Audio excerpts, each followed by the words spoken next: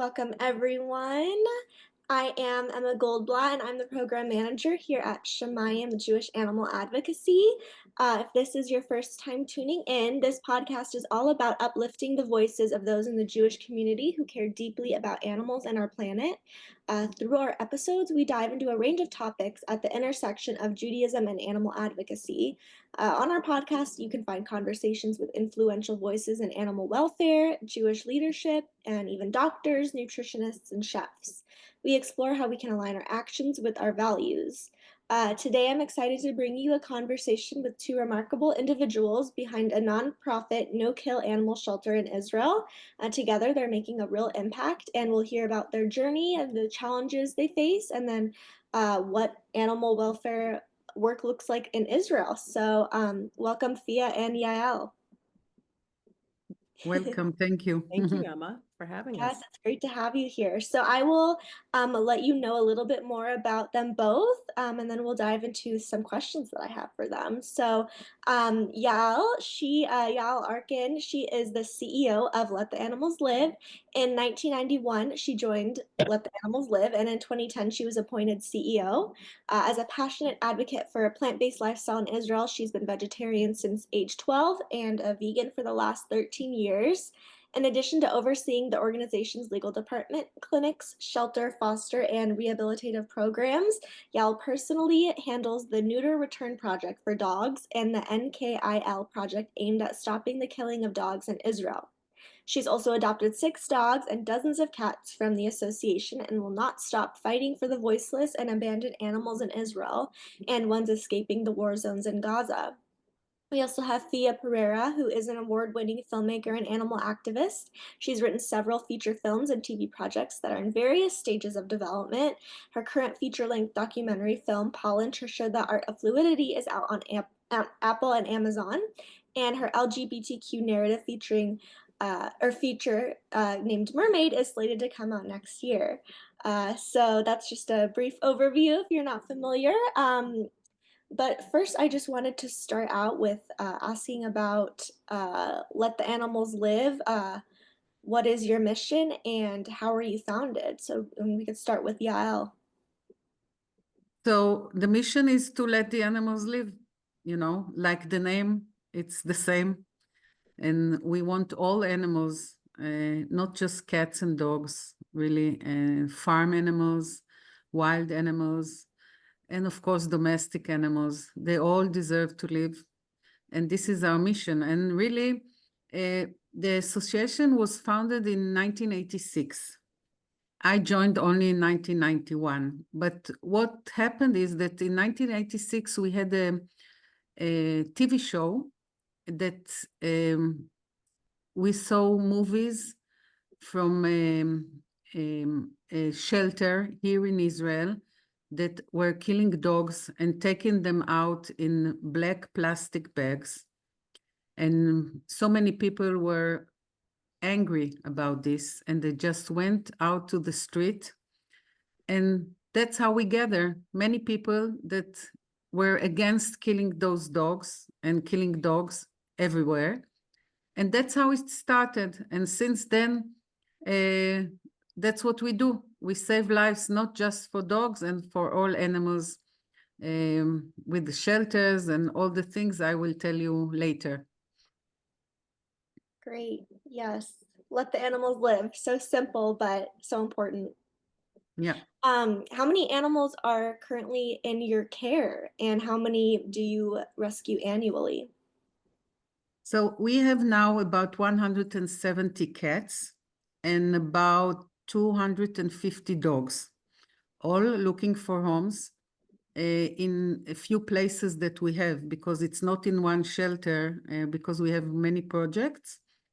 And in our clinics, we save, I say that when you spay neuter, you save an animal too, because once she's spay neuter, you bring them new life. So we do about 14,000 spay neuter cats per year and 1,500 spay neuter for dogs. And then thousands of animals, dogs and cats, we rescue from the streets and we find them homes. And some of the cats are going back to the place where they were before. Just after the treatment, they come sick, and sometimes they stay in our clinics. And when they finish the treatment, they go back to the feeder, the one that is feeding them. With dogs, it's different because you're not allowed here in Israel to put the dog back to street. So we have to put him in the shelter and then find them home. Okay, great. Those are big numbers. That's amazing. Yeah, we are the largest organization here in Israel, and there are lots of animals, not like in the US, but enough. Enough. Yes. Yes. Yeah. Um, and what about you, Thea? How does your work look from where you are in the US? Well, and I also wanted to add, I am the development director and outreach coordinator here in the US for Let the Animals Live. And I've had the pleasure. I mean, she is a hero and a goddess of, I always say, of epic proportions. Her commitment to helping so many animals and so many people to care for their animals, people that can't afford and the care, and making just above and beyond for so many. So yeah, no, I've been involved in animal welfare for a long time, and I was just grateful to find my way to meet to this wonderful organization years ago when we were doing an event. But I am also very passionate about the spay and neuter, and I'm huge advocate of that. So I always think like what Yale's doing and Let the Animals Live is doing in Israel, the US, we really need to replicate that city by city here in this country, because we, as you know, have a crisis situation with the shelters. So, let this be a wonderful example of what we could do. So, I mean, those are incredible numbers of spay and neuter. So, lives are changed every day with this organization in Israel. Yeah. Amazing. Thank you for sharing. Um, can you talk a little bit about what challenges you face running a no-kill shelter in Israel? The big challenge is that the government are killing dogs, not cats, by the way. Cats is different here in Israel. They used to, but once we apply to the court, and since then it's not allowed to kill here cats. Mm. But with dogs, it's different, as I said, because of the law, and it's difficult because we don't want to kill dogs, and some dogs don't find homes. So it's like a sanctuary. You want to find them all home, but sometimes they stay many years in our shelter, and we are their home. So it's sad, but at least we know that they came to our shelter and they get the best treatment that we can give them. And it's not ideal, but once you choose not to kill them and to give them life, and that's the best we can do for them. Of course, we can call everybody to come and adopt them, but it's not easy here in Israel because we face the same problems as you face in the US of buying dogs, and we have this here too. And this affects the adoption rates in Israel. So it's difficult, but we fight it all the time till we will get better numbers of adoption and less numbers of buying animals. Mm-hmm.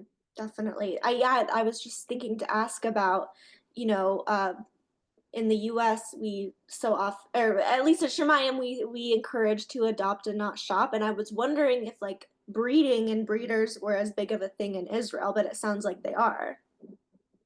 We have breeders here in Israel, of course, but we are going to have a law. We are trying to face the law. Sorry about this. That's We okay. are Shubi. We are trying to make here a law that it will not be allowed to breed dogs here in Israel. You will need a license for that, and you will have to pay a lot of money for that. And only the breeders that have a license can do that. and I hope we will succeed. It's very difficult because there are many people that don't like this, of course, but that's the only way to change things here. And we hope we will succeed. We are really doing well so far, but till you don't see the end, it's not the end, you know? So let's hope we will succeed and we will change this. I hope so. Definitely.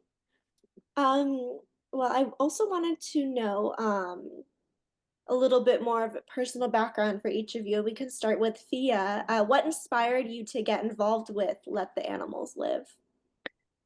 Well, I've been an activist for years. I've rescued close to, my God, 100 farm animals, and a lot of different. I was and then very involved in the dog and cat meat issues and things like that.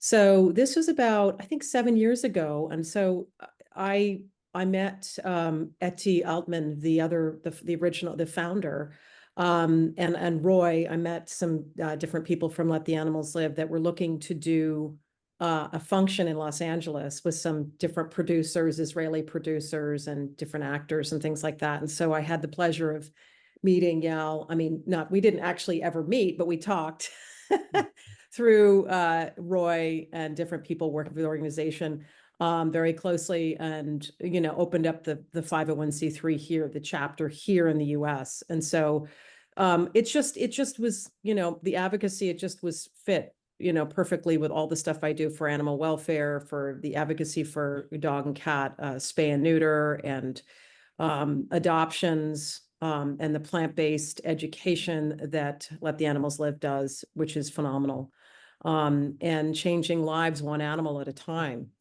So it's just been something I've been always, for the last 7 years involved in, and helping out when I can. And this year we're just really ramping things up. As you know, I mean, with the war, it's just been a crisis, even more of a crisis situation. So we're doing whatever we can. That's why this is wonderful, this opportunity to be on your podcast, to really educate and get spread the awareness that people can really get involved and help in so many ways with Let the Animals Live in Israel.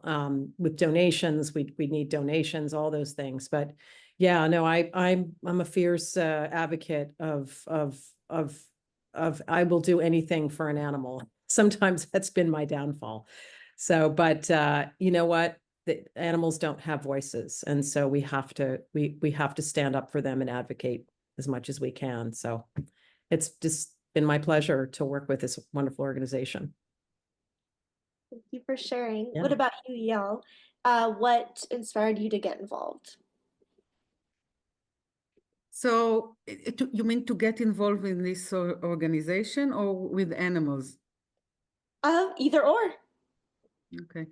So I think it's started when I was very, very young, that I loved animals, you know. I always had animals and I collect them in the streets and brought them home, which was very weird to my parents, you know, because it's not that they didn't love animals, but it What was inspired you to get different involved? for them.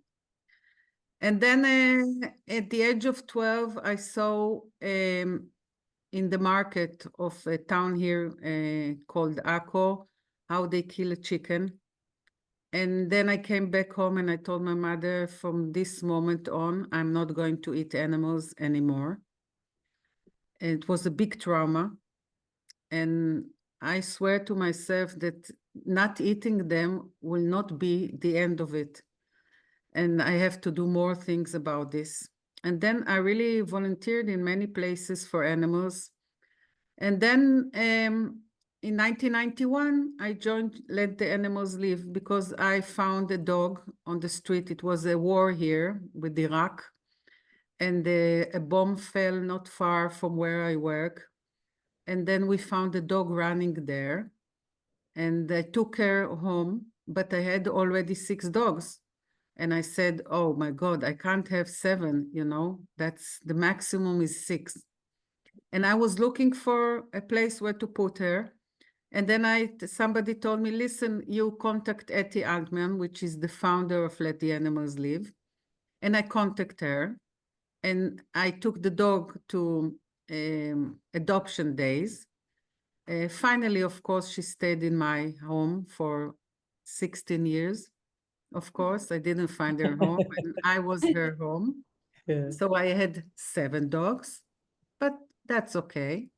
And since then, I didn't left the organization. I love what they were doing. I love the passion that everybody had here in this organization. And it was just amazing for me to be here. But I was working in different things. And only in 2010, I had time to do it a full-time job and to become the CEO of this wonderful organization. So that's the way I did it. And I will continue, of course, to do it. Thank you for sharing. It's a really cool story. Yeah. Um, I next wanted to ask, how has your involvement with LTAL shaped your perspective on animals, people, or community? Combination of all the above. We can start with Fia. Well, I think what's amazing is that when you start how you make change is not by coming at somebody and saying, stop eating animals, stop wearing fur, stop buying dogs. It's about getting to the heart of the matter. It's about how can I help this person? And I think what I love about what Yael does and Let the Animals Live does is that there's so many incredible programs like Foster for Life, which is, you want to adopt this dog, we'll help you if you don't have the funds to take care of this dog for the rest of their life. Giving people tools, the support in the community. So when you come from a place of positive reinforcement and it spreads throughout the community, it like tributaries from a lake. And that's how you make change. And involving people in different events. Like there's an elderly, we have several catteries in nursing homes where people can come and the elderly, the residents there get to play with the cats. But they also, eat vegan food. So it's a way of like, they get to have this like entree into trying things that are plant-based. So I feel like it's a beautiful way to touch, move, and inspire people and educate people about veganism, about animal advocacy, doing something different, how they can, and also like there's a lot of just the beautiful videos. I mean, the shelter that LTAL has is incredible. I mean, there's a lot of enrichment. It's not like the kennel. It's not like some of the shelters that we have here that are not well funded, that don't have those, that are not walking the dog. So people, I think people are seeing that, wow, if I didn't, they can see how wonderful it is, and that you can get adopt a dog that is just as amazing as a purebred.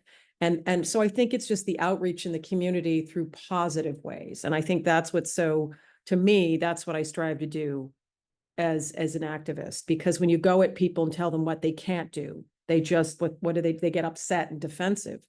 Whereas, you can say, look, do you understand, how this animal died for that fur? And I've had those conversations with people as an activist. I had a lady that started to cry and wanted to give me her fur coat. And so there's ways and I think that's what we're all trying to do here. And I think that's becoming more successful, and then getting people more like excited about helping out, whether it's donating or coming to Israel and helping with the mission of it. So yeah, advocacy is really about how, like, different ways to get people to think about animal welfare. Definitely. Thank you for sharing. Thank How you. about you, Yael? I think what I learned is that since I'm in this organization, is that different things affect different people in different ways, and you have to be open for everything. you know? There are people that if they see a movie, they will become vegan or they will approach different animals, not just farm animals, but domestic animals too. And there are people that has to be shocked to change their perspective. So I think what we have to think is to be thinking openly how this person, what we do will affect him, you know, because I found out that sometimes, you know, you go in the streets and you bring people papers with explaining them about the farm animals. They will do nothing with that. Some will read it, some will throw it. So you have to find another way to approach them. And what I think is to think all the time how you reach people, because each one is different. And there's no one way, there's not a one way that you can reach people. And I think this is what we are doing in this organization, trying to think what is the right way to approach a community or different people in different places.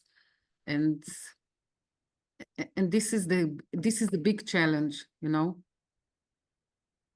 Yes, definitely. You never know what's going to appeal to different people. I mean, whether that's, like you said, the farming animal stuff, or if they see a movie, or, I mean, Yeah. some people care more about just the health aspects of veganism, and that's how you're going to reach them. So that's super important to stay open and think about all those different things. And Yeah. I just want to add too, that I've had people respond to, well, I'd like to support, there's the Herman Prison Program where we have inmates that train the dogs and get them ready to be adopted. So people, and then it's a win-win situation for the inmate that gets its rehabilitation, mutual rehabilitation for both the animal, for the dog and the person. And some of these people come out to be trainers. We're working, you know, and it just gives them the tools and the structure. So some people are like respond to that and go, oh my gosh, that, you know, I want to get involved and support that. So there's so many different things. You never know how you're gonna inspire somebody. Maybe somebody wants to, they go to the nursing home and or they, you know, they go and see their grandmother and they want to get involved. And so I think there's just, you know, you just never know. You're right. And you know, that's, some people really need to be shocked. I mean, I used to wear, I'm going to admit that when I was in my 20s, I ate meat and well, I stopped eating meat years ago, but I used to wear fur and I just didn't know. I didn't wear a lot, but I mean, I had some like secondhand things. I just didn't know. And then I think then I started seeing those videos. People sometimes they need to be shocked or they you know there's so many. So I think we're always trying to find ways to move the needle. Yeah, but I think the films sometimes that is really effective. Yeah, Yes, definitely. yeah, Thank you for sharing. yeah. Um, can you share a memorable success story from the shelter that has impacted you? We could From the start, shelter, from the shelter. yes, shelter Oh, specifically. there are so many, but you know, the day before yesterday, I went to the shelter. I had a meeting there. Sometimes I make the meetings there because I like the smell of the dogs. And that day, two dogs were flying to Holland, to Netherlands, for people that adopted them. Um, they are Israelis. They adopted a dog a while ago, and now they live in Netherlands, and they wanted to adopt another two dogs. So they came to our shelter. They choose two dogs, old dogs, by the way, about 10 years, each one of them, that were left, thrown from their homes. And they were flying to Netherlands, and we received some amazing pictures of them in their new house. And you know, these things make me very happy and makes a very good vibes for everyone. You know, it gives you the power to continue because you have so many sad stories that you need some good ones to continue. And this is just, there's every day there is something happy. And I was thinking maybe in the big things, within the macro, what we do, I think there are so many stories about things that we change here in Israel that affected so many animals, big numbers of animals. Like we had in Israel here a farm that was growing monkeys, macaque monkeys that came from Mauritius, and send them to laboratories all over the world, especially to the US and the United Kingdom. And for 20 years, we were fighting this place, 20 years, It was really, it was terrible. Every Friday, we make demonstrations there, and we appealed to court. And whatever we did, we didn't succeed. But at the end, we succeed to close this place. And now there are no more monkeys that are being grown here to go to laboratories. And, and this way you save thousands of monkeys, thousands of them. And this is, that's what we do. That's what we have to do. We have to save life and let the animals live. And so you can hear about dogs, you can hear about a pig that we saved from the slaughtery house and is now living in an amazing place. And that's what we do, but we want to save as much as we can. And if you want to save a lot of animals, that's why you have to work in the parliament a lot and to change the rules and to go to court. And that's what we do. We do this all the time. In my schedule, each week I'm in the court with one of our lawyers doing something for animals. Even if it's for one or for thousands of them, to save them. Or in the parliament, now we are fighting in the parliament for saving the dogs that are coming in from Gaza because they want to kill them all. And we are fighting them. We don't want them to kill them all. And we are trying to do everything to stop this. And this way you can save thousands of dogs, So that's the good stories. And it's very difficult, but don't lose hope. That's what I say. Definitely. Thank you for sharing. Fia, do you have a memorable success story that you can think of right now? I mean, every time Yael sends me a picture like Erez and Peles, these two dogs that were rescued from the Gaza envelope, and they were found in a box. They were found by these soldiers, and they were covered with fleas, and one of them had a hurt foot, bloody foot, very traumatized.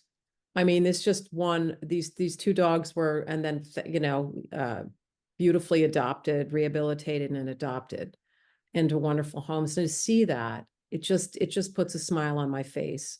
Dogs that were paralyzed and now are in wheelchair, that's in in a wheelchair, and she was adopted. So I feel like there's endless stories of success for Let the Animals Live. And I focus on that. And more importantly, what Yael does every moment, every day is as I'm struck with how positive she is, because one can really get down. I remember I spoke to one of the heads of PETA and I said, how do you do it?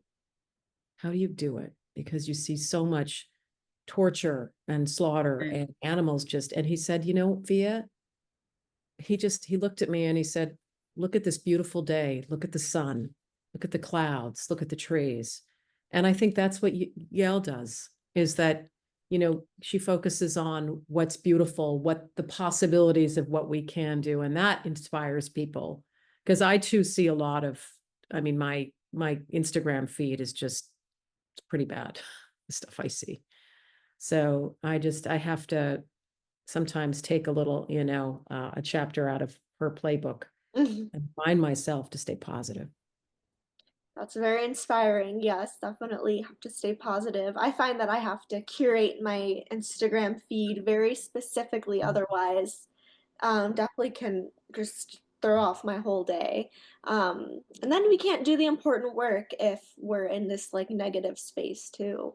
Yeah. Well, I think it's really, I think the thing that I joke around because sometimes with the production and writing and directing, I joke with a couple friends of mine, we have a hotline, producer, director hotline.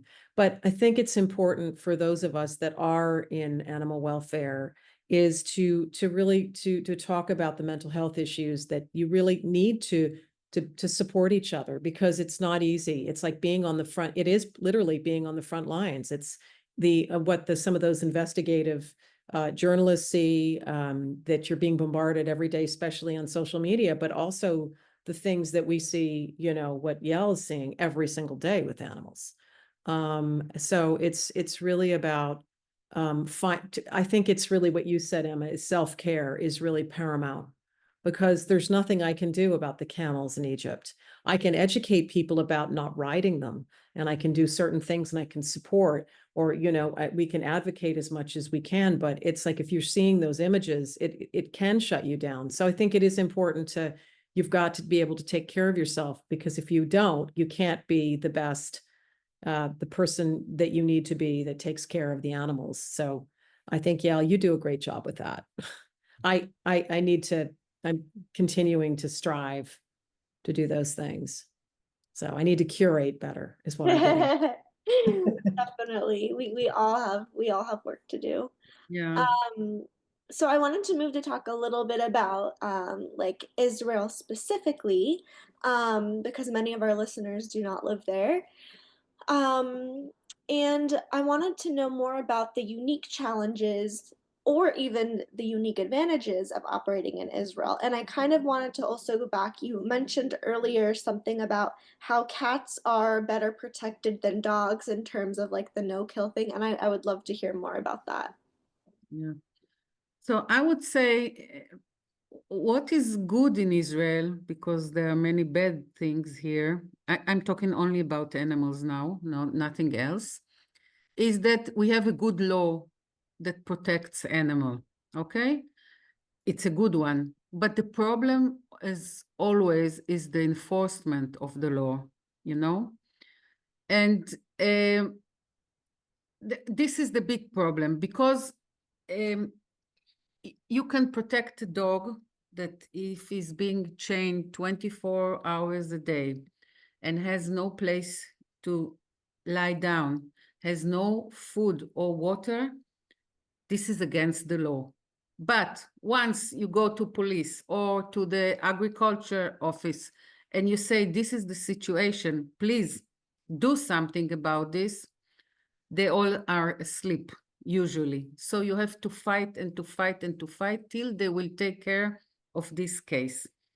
So this is, it's good to have a law, because then if they don't do something, we usually go to the court. That's what we do.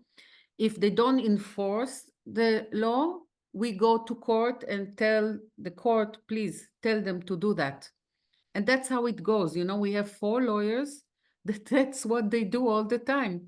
They go to court and then court tells them, please do that. Or we do appeal and take the dogs or whatever animal it is, under our custody. So it belongs to us and we will take care of this animal. So it's, as I said, about the cats, there are 32,800 stray dogs in Israel. This we know because we did here a counting of the dogs with the Humane Society International. They were here and we were counting dogs with them together, because I believe when you want to solve a problem, you have to know what is the problem. And what is the problem is how many dogs you have, because everybody here talks in Israel, there's a dog problem.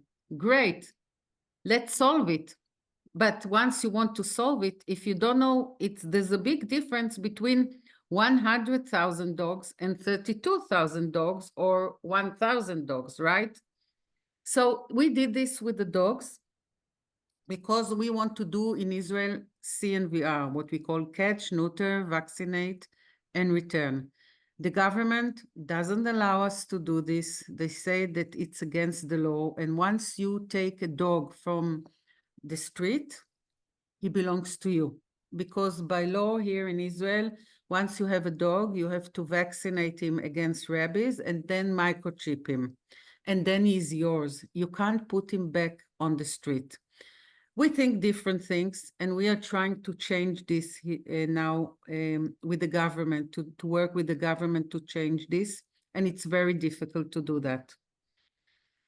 With cats, it's different, because many years ago, the cities were killing cats. They were catching them, putting them in the pounds, and then killing them. They didn't spay, neuter, and bring them back to the street. And we appealed the Supreme Court in Israel, and we said this is not legal. It's not legal to kill animals. And of course, you can't do it, because what is the purpose? If you have no purpose to do that, they're not sick, they are not killing people, they are not attacking people, so there's no purpose to killing them. And we really did a big change here, because the Supreme Court said, right, you are not allowed to kill those cats. Those cats are protected. And also, we have problems with places that they don't want the cats. So what they do, they catch the cats and they throw them in another place, which is also not legal here in Israel. I'm not saying that people are not doing it, okay? But at least you can fight those people, and we fight them all the time, you know?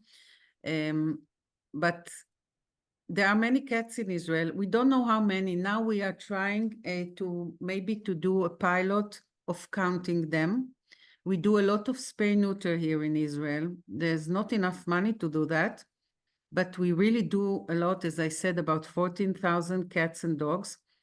But dogs is 1,500. But what is important is, if you want to solve the problems of the cats and to spay neuter them all, you have to know how many there are. And this is something we don't know, because everyone says something different. Some say 1 million, some say 2 million, some say 3 million. I don't like this. I want to know the number, because if I want to solve the problem, I have to know the number. And now we are trying to do with another group here that is trying to help us. And I'm in touch with the Humane Society International to get from there how to do that. And like we did the dogs, we now want to do the cats here. And then we will be much more clever and wise and know how to solve it. And I think Israel is there are so many people that love here animal, you know, it's amazing. People that are feeding cats is something that you see all over, you know, not just in Tel Aviv, in all the cities. And now that we had here war, we were bringing people food and asking them to put the animals that were left alone, to put them food. And so many people wanted to do that and to help with that. And I think the people here love animals. The government doesn't love animals, but the people do love the animals. And this is important, because you can make a lot of changes if you have the people with you and fight the government, you know. And that's what we do. And I really think Israel is a nation that loves animals, and we are a vegan nation also, you know. So many vegan options and so many vegan restaurants and so many farm sanctuaries for farm animals, you know, so many of them. And it's good.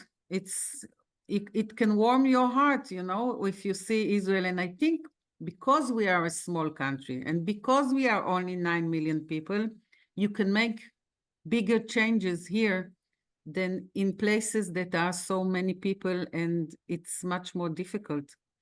And here the animal movement are fighting. We are big fighters here, and we never give up. we never give up, and we will never give up. And I'm sure at the end we will achieve everything we want. It just takes time, and it depends on which government it is. But the people, they want to change, and it's easier in a country that is so small, and we are really small. We make big noise here all over the world. You can hear Israel, Israel, Israel, but we are very small. It's a small 9 million people. That's all. That's what we are here. And so I'm a little bit optimistic, but I think if you are not optimistic, you can't make changes, that's the way to do the change. Yes, thank you for sharing. Um, I wanted to talk a little bit about if there are any political or cultural differences in regards to animal welfare between the US and Israel that you've noticed. I heard when I go to the conference of the AGSUS, which is amazing and very interesting, and we learn there a lot from what you do, the amazing work you do in the US, by the way, yeah. I must say, I go to shelters. I've been in many places in the US, and this is really amazing work. But I was shocked to know that I remember in LA, they told me this. I went to Fix Nation, and they said there they are doing a spay neuter, a high volume, high quality, amazing, 100 cats in a day.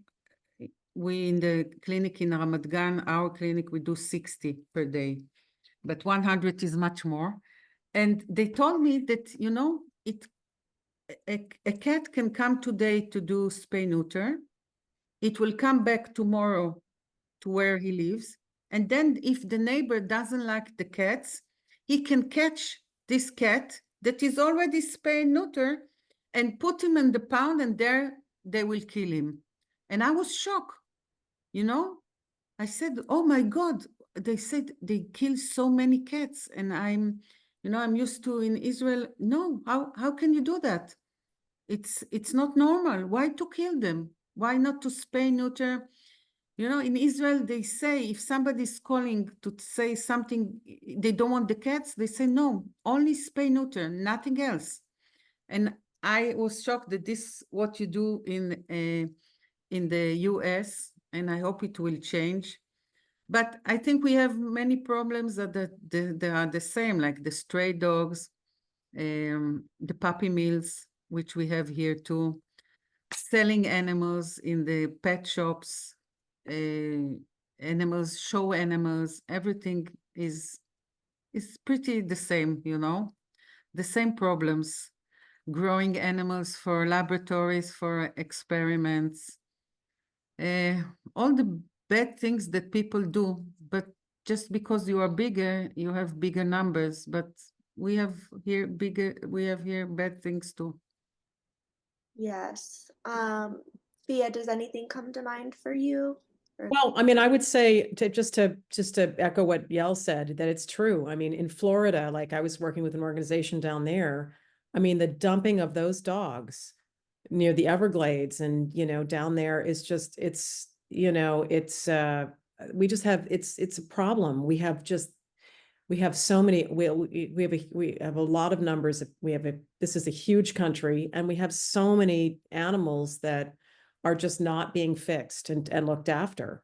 And I think the puppy mill issues, all the stuff that Yael was saying. So I mean, I have a very good friend of mine that works very closely with the LA shelter system. And there's, thank God for all the rescues and the volunteers.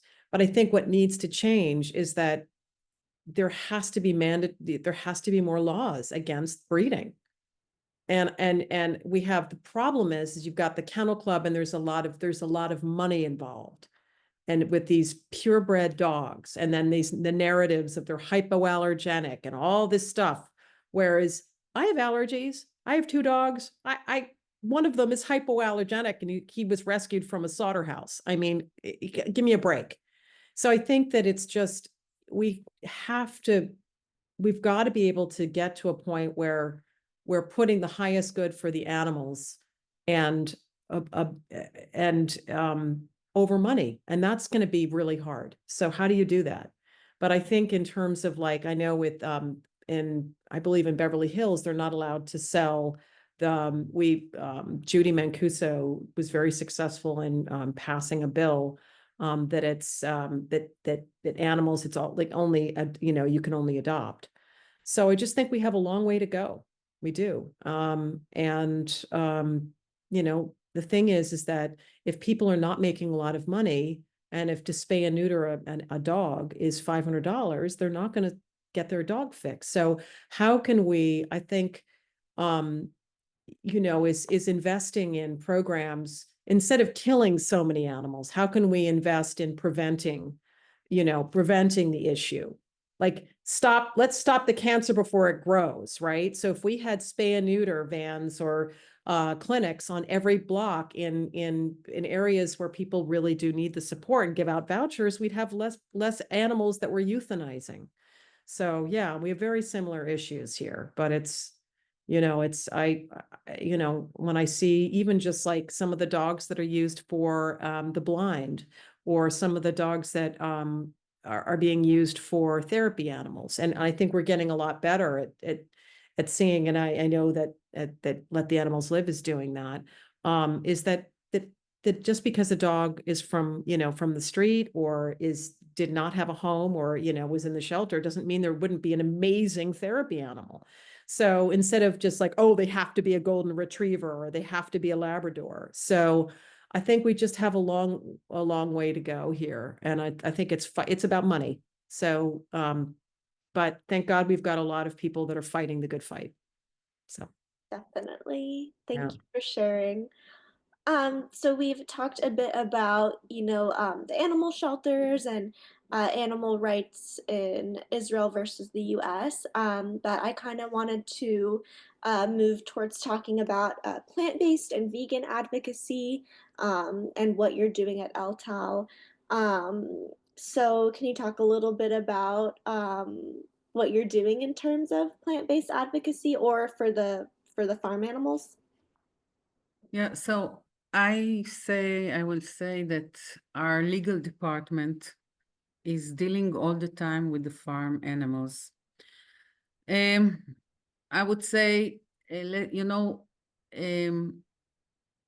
in the Jewish culture, it's not allowed to eat pigs. It's not kosher, but still, every year, 200,000 pigs are slaughtered in Israel. That's because you are allowed to to have farm pigs in special place in Israel, not all over, like you can grow cows or chicken or whatever. So we are fighting these pigs farms. It's not like in the US, here you don't eat pork for the morning, your morning breakfast, but still there are a lot of pigs that are slaughtered here. And we go to court about how they hold them in those farms. Sometimes it's very difficult to get into a pig farm, or let's say it's impossible to get into a pig farm. It's not like um, where you hold cows or chickens. Yes, it's different. But we received some movies from inside of those places, and we appealed to court there are about 13 families that are growing pigs here in Israel. It's not so much, but that's what we have here. And we are fighting them because we think if you grow the pigs are very intelligent animals. You have to grow them in certain place with good food and games that they need, what enrichment that they have to have there. And But we don't only deal with the pigs, we deal with all farm animals. We do undercover investigations. We have a few people that are doing this for us. And then or we go to court with what we have there and what we saw there, or we put it on TV or in our website, because sometimes, you know, TV don't like farm animals. It's only dogs and cats. It's much difficult to put the farm animals in TV. So we have to put it on Facebook or in our Instagram, or to approach the newsletters or whatever. And we are trying, you know, I told you that in 1994, we had the new law for protection of animals. And this law has rules for how you have to hold farm animals, how you have to take them to the slaughterhouse, how far is the slaughterhouse from where you grow them, how many hours you can hold them in the truck between the slaughterhouse and the place you grow them. We have here a big problem of livestock animals from Australia, and we are trying to fight this all the time. We do a lot of work in Parliament against this. So it's very difficult with farm animals, because the attitude is we need something to eat and leave us alone, you know? Let us, don't interrupt of what we eat and don't look in our plate. That's what usually they tell us. But of course, we are fighting, and we are trying really. Some places we close them, you know? There are some pig farms that are already closed because we appealed to the court and they were not holding them by law. And it's good that you have the law, but it's very difficult to change the way they hold them. And that's what we are trying to do all the time. And farm animals, all animals for us are the same. Even the wild animals, you know, we are fighting now. We had the problem in one of the towns in Israel that the new mayor was shooting pigs, wild pigs, yeah, in the streets of Haifa, the town of Haifa.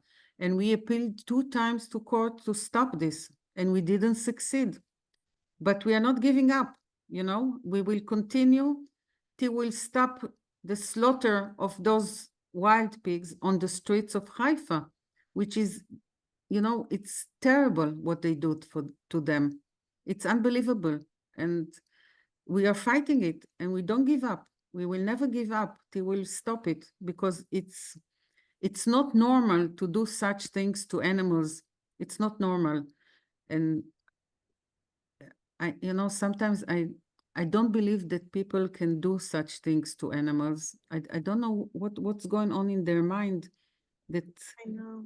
they are doing it, you know? What is my head different from yours? My heart is different from yours? How can it be? Yeah. It's creatures that they have feelings exactly, and even more than some of the people that I know, you know? And I'm all the time, I'm shocked for what we do to them. And we will never stop protecting them and trying to stop what they do to them, because I think it's sick. Yes. Yes. Thea, did you have anything to add about that? Well, do we have a couple hours? Oh, I mean, yeah, no, I feel that, you know, as a person in the business, as a director and producer, you know, I love what James Cameron, you know, he's vegan. And he does plant-based on his sets when he shoots movies. And I know Billie Eilish is a big advocate with her videos and things like that.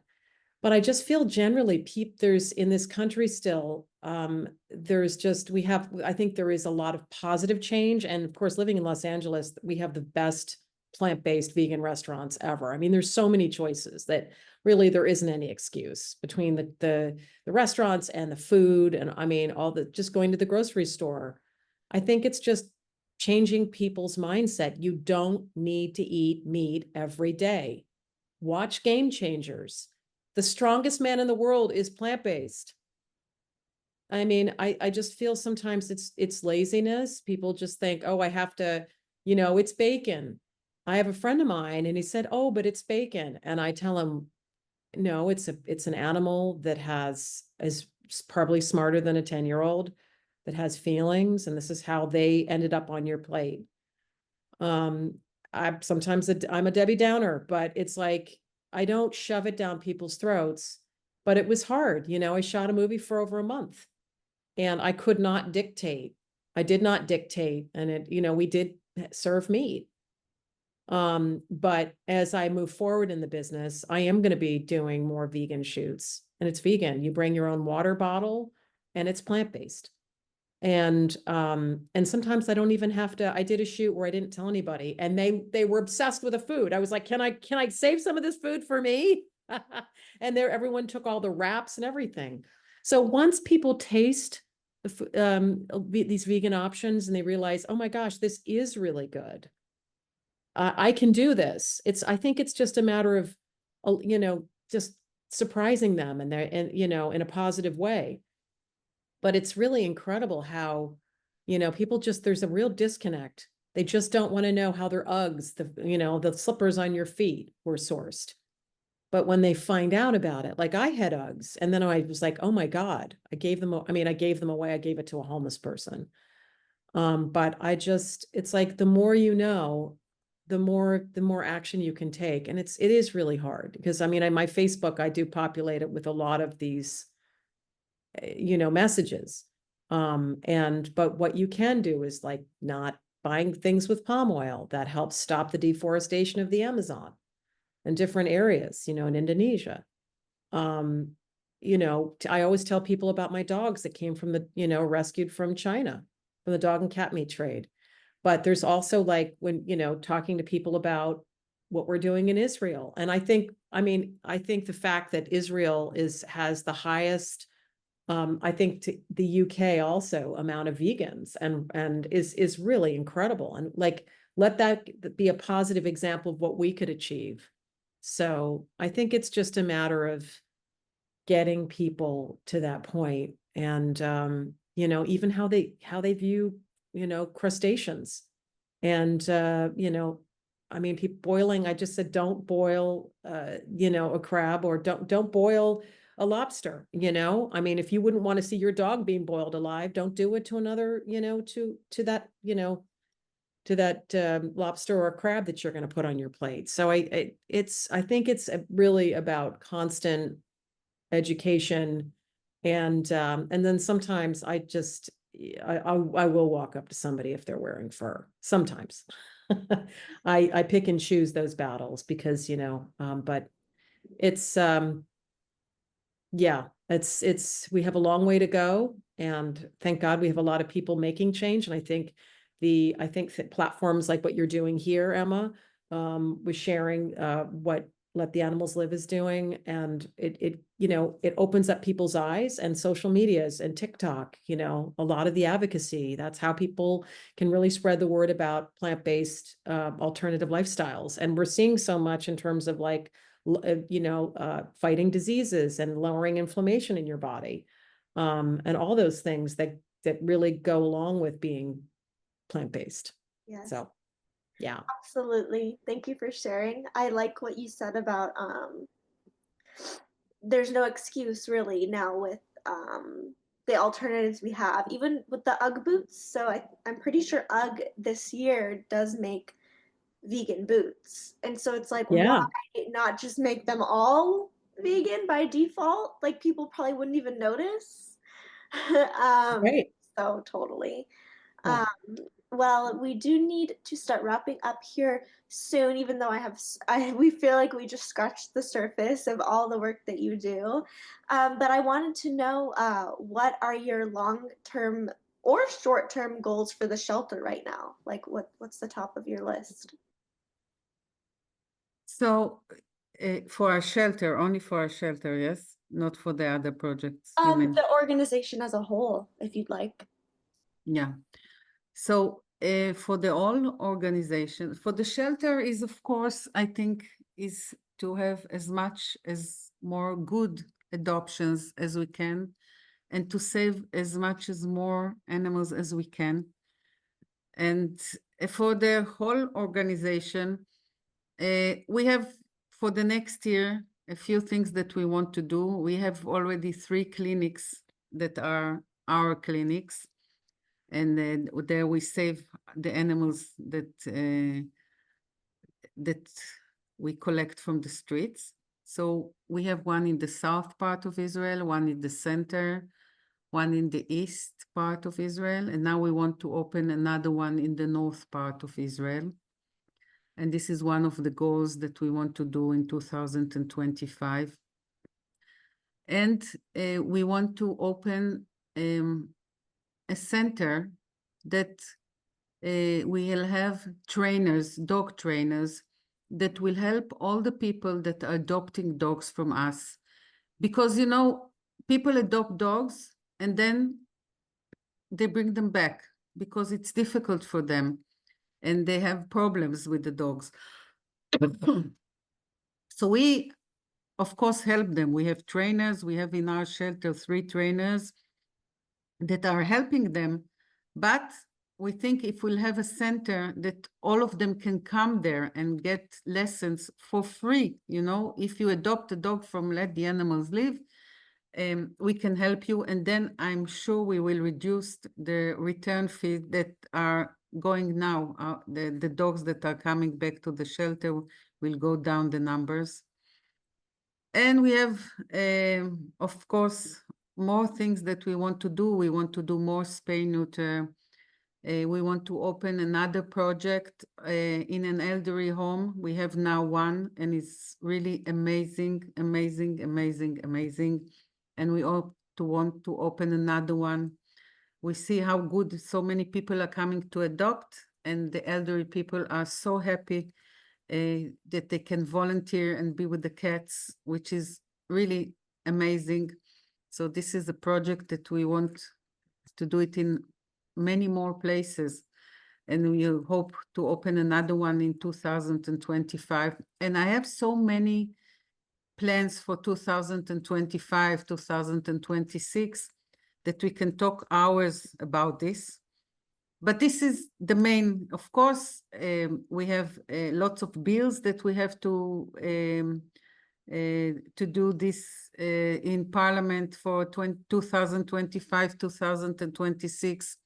And if we will succeed, we will change the lives of thousands or hundreds of thousands of animals. And I hope we will do that too. So the sky is the limit. You know this song? The sky is the limit. Yeah. Thank you so much for sharing. Thea, is there anything you wanted to add?